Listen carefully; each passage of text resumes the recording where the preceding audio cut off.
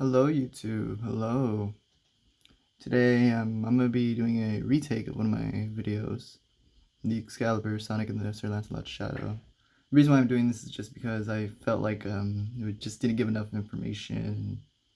Some things were incorrect too, so yeah, I'm going to just be redoing this video as short as possible. And just remember, it's not going to be completely accurate because some things are broken in this review, like the swords and the nose and the Excalibur Sonic. But should still be very informative. Anyways, is that even a word? Alright, anyways.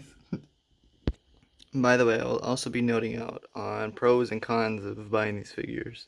Like, for example, right now, they're both on stands for a reason because, well, while they can stand, they're relatively annoying to stand.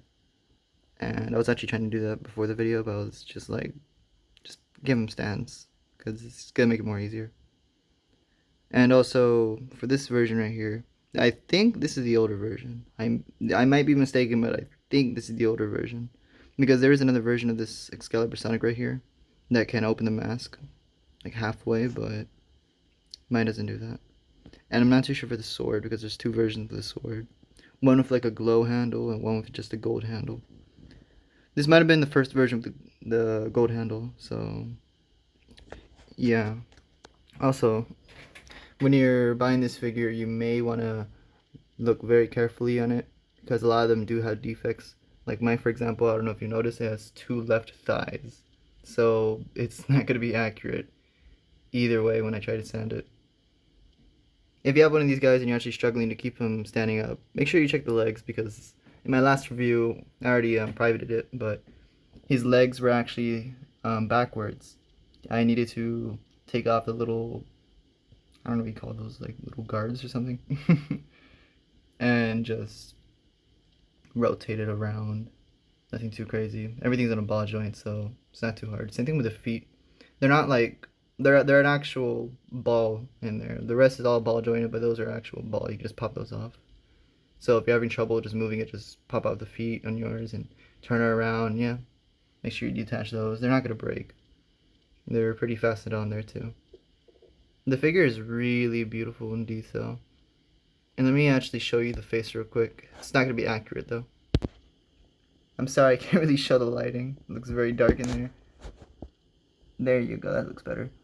Yeah, he has no nose. Unfortunately, when I was younger, I was trying to push the mask down and it popped right off, and I don't know where it went.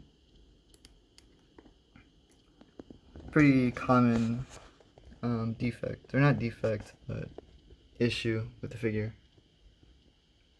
Very beautiful though. I'll do a 360 of it right now.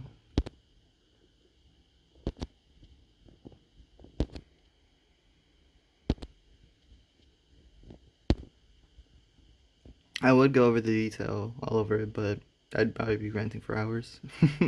Anyways, let me get to the sword. So typically when buying this sword, you would usually see a golden hilt or a glow hilt at the bottom, but mine doesn't have that. I've been trying to think of a fix for it, but I'm really not too sure.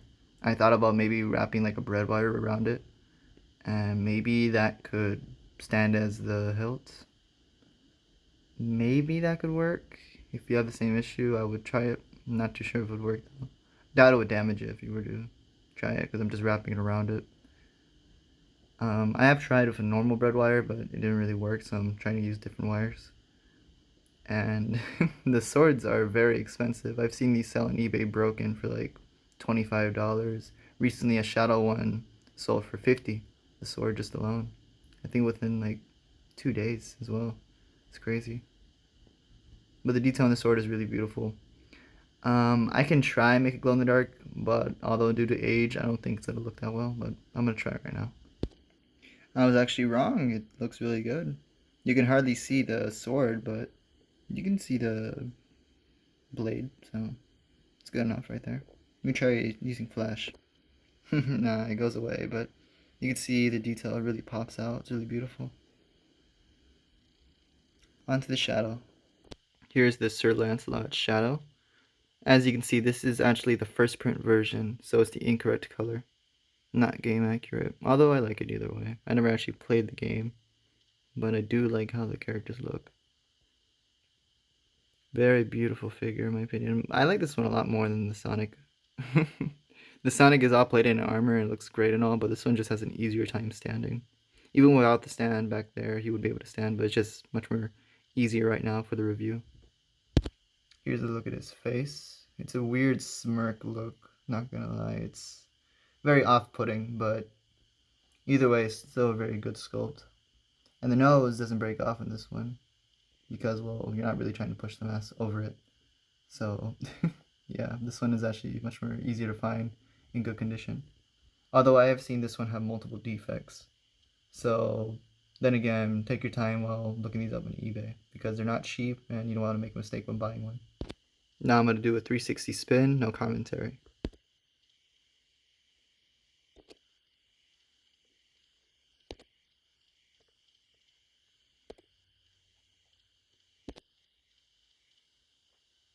And there that was. Now I'm going to go over the sword. This sword is very beautiful. I love this sword a lot. Unfortunately, I did break the hilt. The issue with breaking these hilts is just because they're so long. Like, they're very difficult for someone to take care of them. Well, back in the 2010s at least, if you're very young owning these. So, yeah, it's just very annoying with these hilts. Although the blade looks really beautiful. I do like it a lot. I am aware that he holds his blade backwards, and I've actually tried doing that before the video, but it's impossible. I really cannot do that. I will show some poses of them that you can try and get them into. It's gonna take a moment, not gonna lie. Probably like a good 5 minutes.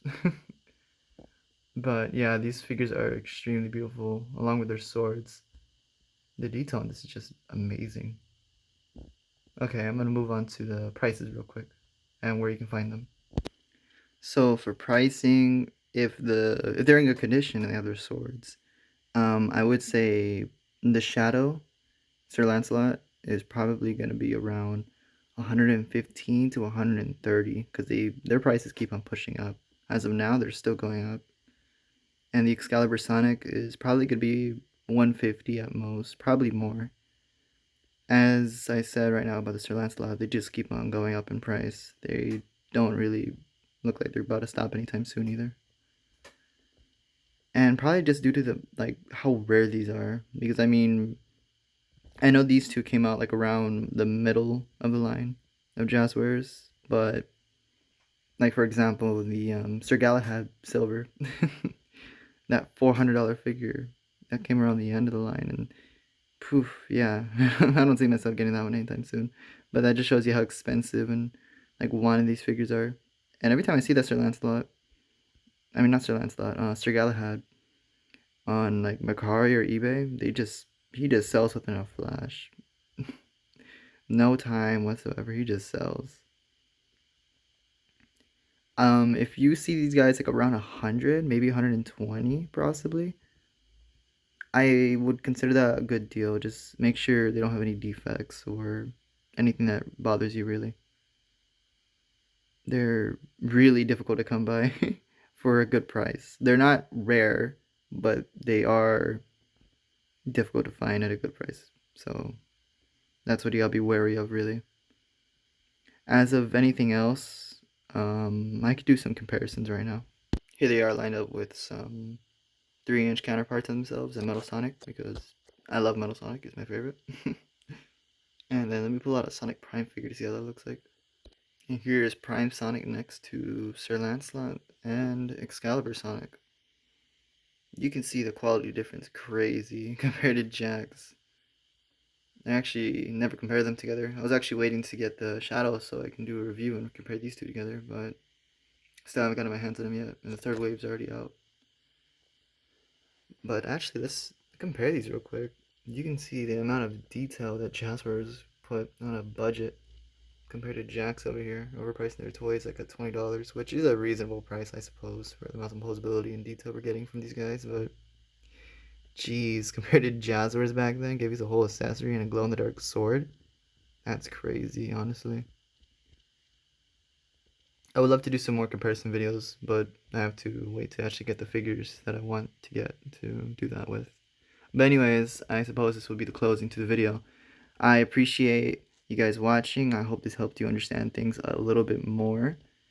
And, well, thank you. Bye bye.